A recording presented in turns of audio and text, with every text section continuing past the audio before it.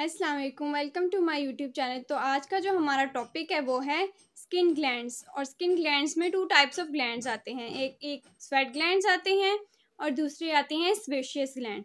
तो सबसे पहले देख लेते हैं स्वेट ग्लैंड्स।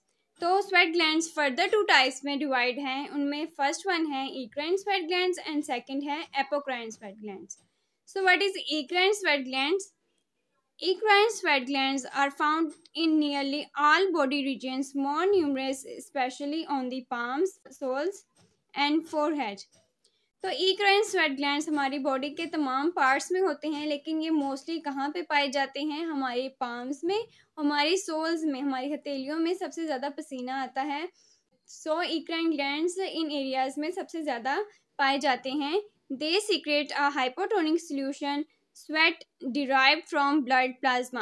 और इनका क्या फंक्शन होता है कि ये एक हाइपोटोनिक सोल्यूशन को सीक्रेट करते हैं। और वो हाइपोटोनिक सोल्यूशन कौन सा होता है? उसे हम स्वेट कहते हैं।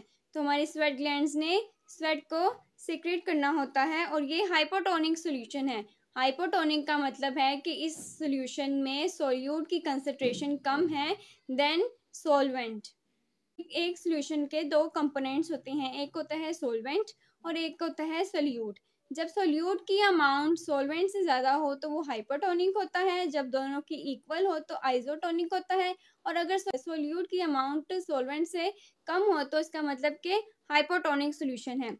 और हमारा जो स्वेट है ये कहाँ से ड्राइव किया गया है? ब्लड प्लाज्मा से। ब्लड प्लाज्मा क्या है? प्लाज्मा मेनली हमारे ब्लड का कंपोनेंट है जो कि येलोइश कलर का होता है। It is 99% water with some other substances in it. इसलिए इसको हाइपोटोनिक कहा गया है क्योंकि इसमें 99% सिर्फ वाटर ही होता है जो कि एक सॉल्वेंट है और 1% सिर्फ सोल्यूट्स होते हैं। Sweating is regulated by the sympathetic nervous system and assist in thermoregulation. हमारी स्वेटिंग जो है वो किसने रेगुलेट की हुई है? सिंपैथेटिक नर्वस सिस्टम ने। सिंपैथेटिक नर्वस सिस्टम क्या है? फाइट और फ्लाइट मोड। इसलिए जब भी इन द केस ऑफ नर्वसनेस या एंशियसनेस, जब हमारा सिंपैथेटिक नर्वस सिस्टम ऑन होता है तो हमारी बॉडी ज़्यादा पर्सपिरेशन करती है, ज़्यादा स्वेट प्रोड्यूस करती है। And assist in thermoregulation. तो ये थर्मोरेगुलेशन में कैसे असिस्ट करता है? For example in the case of hot weather, जब बाहर टेम्परेचर बहुत ज़्यादा होता है तो हमारी बॉडी स्वेट रिलीज करती है और स्वेट जब अपनी सरफेस से वेपोरेट होता है तो वो हमारी बॉडी की एनर्जी को यूज़ करके वेपोरेट होता है और पीछे वो क्या करता है? एक कूलिंग सेंसेशन को छोड़ देता है। तो इस तरह हमारे जो स्वेट ग्लैंड्स हैं वो थर्मोरेगुलेशन में भी हेल्प करते हैं। Human equine sweat is composed chiefly of water with various salts and organic compounds in a solution. तो जो ह्यूमंस होते हैं उनका स्वेट होता है वो किससे बना होता है? वो मेनली वाटर से बना होता है और उसके अलावा वहाँ पे थोड़े से अमाउंट में साल्ट्स और ऑर्गेनिक कंपाउंड्स भी प्रेजेंट होते हैं। It contains minute amount of fatty materials, urea and other wastage. और हमारी जो स्वेट होता है उसमें कुछ अमाउंट में फैटी मटेरियल्स भी प्रेजेंट होते हैं, यूरिया प्रेजेंट होता है और अदर वेस्टेज से पता चलता है कि हमारे स्वेट का एक और फंक्शन है कि ये हमारी बॉडी में से वेस्ट मटेरियल को भी रिमूव करता है। The concentration of sodium varies from 35 to 65 millimole per liter and is lower in people acclimatized to a hot environment. तो हमारी जो स्वेट होता है उसमें सोडियम की जो अमाउंट होती है वो 35 से 65 मिलीमोल पर लीटर तक होती है और ये उन लोगों में कम होती हैं जो कि एक हॉट वेदर के कस्टमाइड होते हैं। मतलब कि ऐसे लोगों में वो कम होता है जो कि एक हॉट वेदर में रहने के आदी हो जाते हैं। तो अगर यहाँ देखें तो ये हमारी स्किन में इक्राइन स्वेट यूनिट है और ये फर्दर डिफरेंट कंपोनेंट से बना हुआ है। सबसे पहले आती है इसकी कॉइल डक्ट, कॉइल डक्ट के बाद आती है स्ट्रेट और फिर आता है हमारा इक्राइन ग्लैंड। इक्राइन ग्लैंड में डिफरेंट टाइप्स ऑफ सेल्स होते हैं, इसमें क्लियर सेल्स होते हैं, डार्क सेल्स होते हैं और जो स्वेट होता है वो मेनली हमारे क्लियर सेल्स फॉर्म करते हैं। जब इक्राइन ग्लैंड से स्वेट की प्रोडक्शन होती है उसके बाद वो हमारी स्ट्रेट डक्ट से होता हुआ हमारे कॉइल डक्ट तक आता है, जो कि हमारे स्किन में खुलती है। हमारे स्किन पे पोर्स होते हैं, तो ये पोर्स क्या करते हैं कि ये इस डक्ट से हमारे स्वेट को रिलीज करते हैं। तो इस तरह एक्राइन स्वेट ग्लैंड्स हमारी बॉडी में स्वेट को रिलीज करके एक थर्मोरेगुलेशन में हेल्प करते हैं, दूसरा ये वेस्ट मटेरियल को भी रिमूव करते हैं। Apocrine sweat glands Apocrine glands are only found in largely confined to the axillary and perineal regions. और ये कहाँ पे प्रेजेंट होते हैं? ये सिर्फ एक्सिलरी और पेरिनियल रीजन्स में होती हैं, मीन्स के अंडर शोल्डर और ग्रोइन रीजन्स में हमारे एपोक्राइन स्वेट ग्लैंड्स प्रेजेंट होती हैं। They are larger in size, इनका साइज एक्राइन स्वेट ग्लैंड से बड़ा होता है। The secretions are the same as eccrine with the addition of fatty substances. इनकी सिक्रेशन जो होती है, ये मीन्स कि इनका जो स्वेट होता है वो हमारे एक्राइन स्वेट से मिलता होता है, लेकिन यहाँ पे इसका ये डिफरेंस है कि हमारे एक्राइन स्वेट ग्लैंड्स में जो फैटी मटेरियल्स थी उनकी अमाउंट कम थी, लेकिन जो एपोक्राइन स्वेट ग्लैंड्स होती हैं उनकी सिक्रेशन में यानी उनके स्वेट में जो फैटी सब्सटेंसेस होते हैं उनकी जो अमाउंट है वो थोड़ी ज़्यादा होती है। Proteins which make the secretion viscous, और फैटी मटेरियल्स के अलावा इनमें प्रोटीन्स भी पाई जाती हैं, जिसकी वजह से हमारे जो सिक्रीशंस होती हैं वो विस्कस हो जाती हैं। विस्कस का मतलब थोड़ी गाढ़ी हो जाती हैं।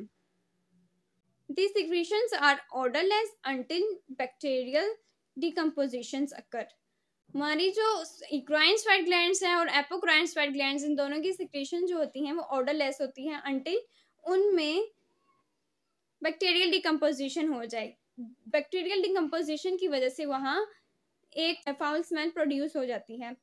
Activated by the sympathetic nervous system during pain और स्ट्रेस। एक्राइन स्वेट ग्लैंड्स की तरह एपोक्राइन स्वेट ग्लैंड्स को भी कौन एक्टिव करता है? सिंपैथेटिक नर्वस सिस्टम, और ये पेन और स्ट्रेस कंडीशन में अपनी सिक्रेशन को ज़्यादा सिक्रीट करते हैं। Apocrine glands typically empty into hair follicles. एक और डिफरेंस जो है हमारी एक्राइन स्वेट ग्लैंड से वो ये है कि एक्राइन स्वेट ग्लैंड्स डायरेक्टली हमारी स्किन में ओपन होते थे, लेकिन एपोक्राइन स्वेट ग्लैंड्स हमारी हेयर फॉलिकल में ओपन होते हैं। अब हेयर फॉलिकल क्या है? हमारी स्किन में एपिडर्मिस और डर्मल की इनसाइड इन्वेजिनेशन से एक पॉकेट से बनती है जिसको हम हेयर फॉलिकल कहते हैं, वहीं से हमारी हेयर ओरिजिनेट होते हैं। फॉर एग्जांपल ये अगर एपिडर्मिस और यहाँ नीचे डर्मिस है तो इनकी इनसाइड इन्वेजिनेशन से ये क्या बन रहा है? हेयर फॉलिकल बन रहा है, और यहीं से हमारा हेयर ग्रो करता है। ये हेयर फॉलिकल में खुलता है, इसलिए जो इसकी सिक्रीशंस होती हैं वो ज़्यादा फैटी होती हैं, क्योंकि हेयर फॉलिकल में वैसे भी सीबम होता है, और सीबम क्या होता है? फैटी मटेरियल होता है, फैटी नेचर होती है उसकी। दैट्स वाई जो एपोक्राइन स्वेट ग्लैंड्स हैं उनके सिक्रेशंस में ज़्यादा फैटी मटेरियल होता है। Emotional stress increase the production of sweat from apocrine glands. तो इमोशनल स्ट्रेस में भी जो एपोक्राइन की सिक्रेशंस इंक्रीज हो जाती हैं, और मोर प्रिसाइजली इसमें क्या होता है कि स्वेट जो ऑलरेडी प्रेजेंट होता है हेयर फॉलिकल में वो स्क्वीज आउट हो जाता है। Apocrine sweat glands essentially serves as a scent glands. Animals में इनका रोल ये है कि ये एक सेंट ग्लैंड्स के तौर पे एक्ट करते हैं, मींस कि अगर एनिमल है उसकी एक टेरिटरी है तो दूसरे एनिमल्स को उसकी सेंट से पता चल जाता है कि ये इस एनिमल की टेरिटरी है और हमने ट्रेसपैसिंग नहीं करनी। तो हमारे स्किन के ग्लैंड्स में फर्स्ट ग्लैंड स्वेट ग्लैंड हमने पढ़ लिया है। अब नेक्स्ट है सेबेशियस ग्लैंड, जो कि क्या है? ऑयल ग्लैंड्स हैं। Simple gland found all over the body except on the palms and soles. ये वाली ग्लैंड्स हमारे तमाम बॉडी पार्ट्स में प्रेजेंट होते हैं, सिवाय हमारे हाथों की हथेलियाँ जिनको हम पाम्स कहते हैं और पाँव की तलियाँ जिनको हम सोल्स कहते हैं, वहाँ पे ये एब्सेंट होते हैं। They are small on the body trunk and limbs and larger on the face, neck and upper chest. So ये हमारी बॉडी ट्रंक्स और लिम्स में कम पाए जाते हैं या उनका साइज छोटा होता है, लेकिन ये फेस, नेक और अपर चेस्ट में ज़्यादा पाए जाते हैं और उनका साइज लार्जर होता है। Secret and oily secretions called sebum, और इन्होंने क्या करना होता है? एक ऑयली सिक्रीशंस को सीक्रेट करना होता है जिसको हम सीबम कहते हैं। सेबेशियस ग्लैंड कहाँ पे प्रेजेंट होते हैं? अगर हम उसकी लोकेशन को देखें तो ये है हेयर फॉलिकल, हेयर फॉलिकल के साथ ही यहाँ पे होती हैं हमारे स्पेशियस ग्लैंड, और इनमें ऐसे स्पेशल सेल्स होते हैं जो कि सीबम को सीक्रेट करते हैं, और जैसे ये सीबम को सीक्रेट करते हैं तो वो सीबम हमारे हेयर मैट्रिक्स में फैल जाता है। The sebum is usually ducted into a hair follicle. So हमारा सीबम होता है वो हेयर फॉलिकल में सीक्रेट होता है। Sebum softens and lubricates the hair and skin, and it has a bactericidal action. जो हमारा सीबम है उसके फंक्शन क्या है, ये एक तो हमारी स्किन को और दूसरे हमारे हेयर को सॉफ्ट भी करता है और उनको लुब्रिकेट करके रखता है ताकि वो ड्राई ना हो सके। Sebum is odorless but its bacterial breakdown can produce odor. Just like sweat, अगर हमारे जो सीबम है उसमें भी बैक्टीरियल ब्रेकडाउन हो गई है तो वो ऑडर प्रोड्यूस करता है, अदरवाइज ये ऑडरलेस होता है। Sebum is the cause of some people experiencing oily hair if it is not washed for several days. कुछ लोगों में ऐसा होता है कि उनके जो हेयर हैं वो कुछ दिनों बाद ऑयली और स्टिकी इन नेचर हो जाते हैं। वो किसकी वजह से होता है? Because of the sebaceous glands या because of sebum. The activity of the sebaceous gland increased during puberty because of heightened level of androgens. So puberty में जब हमारी बॉडी में एंड्रोजेंस की अमाउंट बहुत ज़्यादा हो जाती है तो हमारे स्पेशियस ग्लैंड ज़्यादा एक्टिव हो जाते हैं। Sebaceous glands are involved in skin problems such as acne.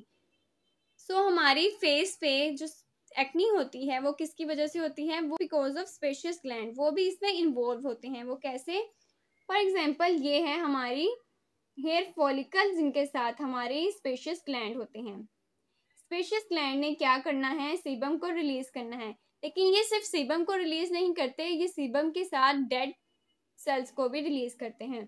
लेकिन जब सीबम और डेड सेल्स की सिक्रीशन नॉर्मली से ज़्यादा हो जाती है तो वो डेड सेल्स जब ऊपर आती हैं तो हमारी हेयर पोर्स को ब्लॉक कर देते हैं, जिसकी वजह से क्या होता है कि हमारी स्किन में ऐसे बैक्टीरिया जो कि इन डेड सेल्स को ईट करते हैं वो इस जगह पे आ जाते हैं, और ज़्यादा डेड सेल्स को खाने के लिए वो इस पोर्स के ज़रिए हमारी स्किन में एंटर हो जाते हैं, और हेयर फॉलिकल में जब वो एंटर होते हैं तो हमारा इम्यून सिस्टम अलर्ट हो जाता है, जिसकी वजह से वाइट ब्लड सेल्स और रेड ब्लड सेल्स उस साइड में माइग्रेट करते हैं। सो पिंपल में जो रेडनेस होती है वो किसकी वजह से होती है? रेड ब्लड सेल से, और वो वहाँ पे जो पस होती है वो किसकी वजह से होती है? Because of white blood cells. तो इस तरह हमारे जो स्पेशियस ग्लैंड है वो एक्नी होने में रोल प्ले करते हैं। अब blocked spacious gland can result in spacious cyst.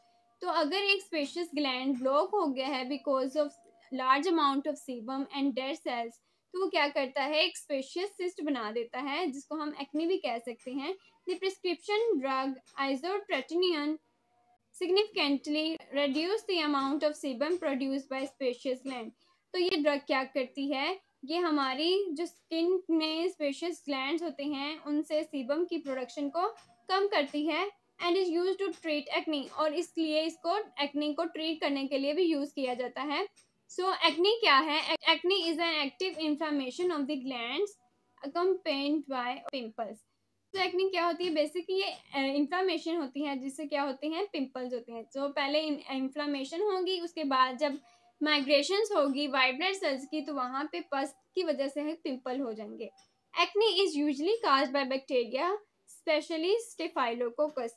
और एक्नी किसकी वजह से होती है? ये बैक्टीरिया की वजह से होती है, मोस्टली स्टेफाइलोकोकस की वजह से। इसलिए एक्नी को ट्रीट करने के लिए या एक्नी प्रोन स्किन के लिए ज़्यादातर बैक्टीरियासीडल फेस वॉश का यूज़ रेकमेंड किया जाता है। सो ये था हमारी वीडियो का एंड आई होप सो कि आपको समझ आई होगी। तो मिलते हैं अपनी नेक्स्ट वीडियो में। अंटिल देन अल्लाह हाफिज़।